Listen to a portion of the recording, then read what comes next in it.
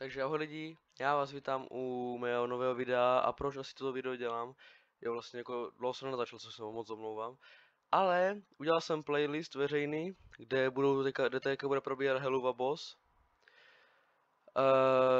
Všechno CZ dubbing mám jakože, jak to mám říct, jak se to řekne ve Fortniteu, hej, jo, první season do 8. dílu, bude víc dílu samozřejmě, a ještě na playlistu je druhá season a 4 díly a čekám na 5. díl, aby se mohl vydat. Ale zjistil jsem, že 5. díl je v angličtině, takže jestli chcete, tak mi napište do komentáře a já ten díl v angličtině dám do titulku. Tak, půjdete na můj kanál, na domovskou stránku, potom dáte playlist a rozkliknete playlist seriál. A tam budete mít budete mít Helluva Boss Pilot. A potom to budete mít od 1 až po 8. Potom to bude pokračovat a to potom budu jakože zvyšovat a tak. Navýšovat.